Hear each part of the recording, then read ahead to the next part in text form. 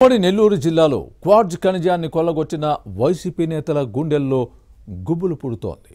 ఈ వ్యవహారంపై విచారణ జరుపుతున్న అధికారులు మైనింగ్ మాఫియా సాగించిన దోపిడీని వెలికి తీస్తున్నారు.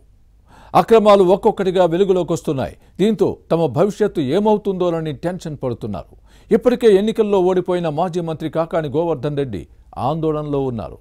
ఈ మొత్తం వ్యవహారం ఆయన కనుసన్నలలోనే జరిగిందనే ఆరోపణలు ఉన్నాయి. దీంతో తన మెడకు ఎక్కడ చుట్టుకుంటుందోనని భయపడుతున్నారు. క్వార్జ్ కొల్లగొట్టిన అక్రమార్కులపై కేంద్రానికి ఫిర్యాదు చేసి విచారణ జరిపించడంలో మాజీ మంత్రి సర్వేపల్లి టీడీపీ ఎమ్మెల్యే సోమిరెడ్డి చంద్రమోహన్ రెడ్డి కీలక పాత్ర పోషించారు. ఉమ్మడి నెల్లూరు జిల్లాలో క్వార్జ్ దోపిడీపై ఇన్సైడ్ స్టోరీ.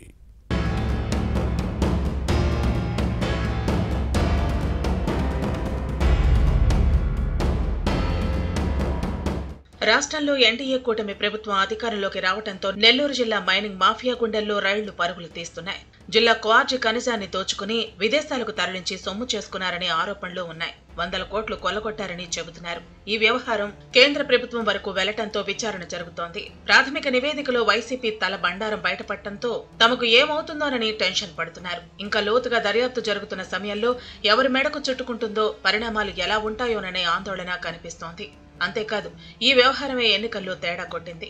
వైసీపీ ఓటమికి దారితీసిన కారణాల్లో ఇది ఒకటిగా చెబుతారు. క్వార్జ్ దోపిడీకి వ్యతిరేకంగా టీడీపీ చేసిన పోరాటమే ఆ పార్టీకి కలిసొచ్చిందని భావిస్తున్నారు.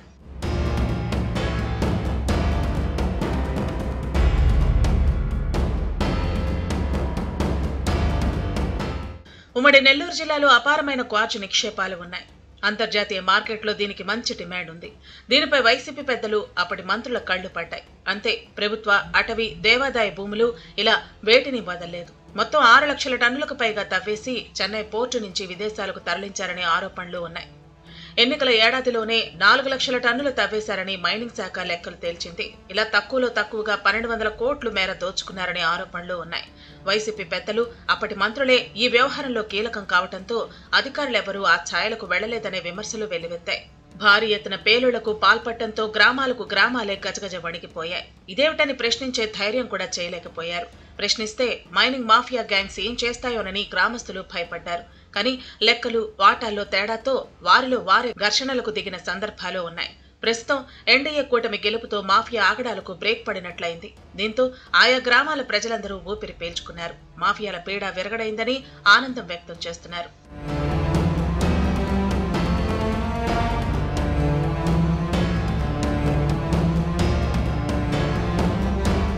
రెండేళ్ల కిందట ఈ క్వార్జ్ అక్రమాలను ఏబిఎన్ వెలుగులోకి తెచ్చింది. మాజీ మంత్రి సోమిరెడ్డి చంద్రమోహన్ రెడ్డి దీనిపై పోరాటం చేశారు. ఎమ్మెల్యేలు ఆనం రామనారాయణ రెడ్డి, కోటంరెడ్డి శ్రీధర్ రెడ్డి, కురుగుండ్ల రామకృష్ణ, పాసం సునీల్ మద్దతుగా నిలిచారు. సోమిరెడ్డి సత్యాగ్రహ దీక్ష కూడా చేశారు. ఆ సమయంలో తాజా మాజీ మంత్రి కాకాని గోవర్ధన్ రెడ్డి తీవ్ర ఇబ్బందులను గురిచేశారు. రాష్ట్ర ఉన్నతాధికారులతో పాటు జిల్లా కలెక్టర్కు సోమిరెడ్డి ఆధారాలతో సహా పలుమార్లు ఫిర్యాదు చేసినా ఎవరూ పట్టించుకోలేదనే విమర్శలు ఉన్నాయి. దీంతో సోమిరెడ్డి కేంద్రానికి ఫిర్యాదు చేయడంతో సర్కార్ సీరియస్ అయింది. వెంటనే విచారణ జరపాలని ఆదేశించింది. అధికారుల బృందాలు విచారణ జరిపి అక్రమాలన్నీ వాస్తవమేనని తేల్చాయి. వైసీపీ మాఫియా నేతలపై 275 కేసులు నమోదు చేశాయి. 255 కోట్ల మేర జరిమానాలు విధించాయి. తవ్వే కొద్దీ అక్రమాలు బయటపడుతున్నాయి.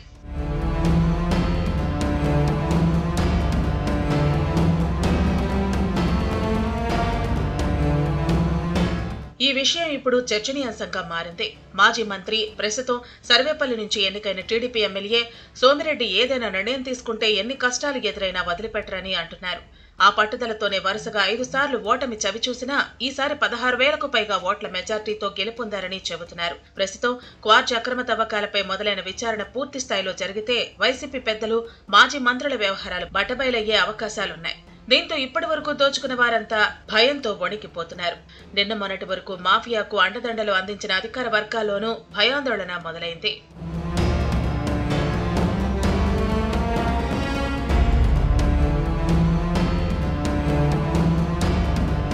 ఈ పరిస్థితుల్లో మాజీ మంత్రి కాకాని గోవర్ధన్ రెడ్డి భవిష్యత్తుపై చర్చలు జోరందుకున్నాయి. ఇప్పటికీ నకిలీ మద్యం, నకిలీ స్టాంపులు, పాస్పోర్ట్లు, కోర్టు కస్టడీలో ఉన్న పత్రాల చోరీ కేసులు ఉన్నాయి. ఇప్పుడు క్వార్జ్ కుంభకోణానికి సంబంధించి కూడా ఇబ్బందులు తప్పవని అంటున్నారు. ఈ విషయంలో మున్ముందు ఏం జరుగుతుందో చూడాలి మరి.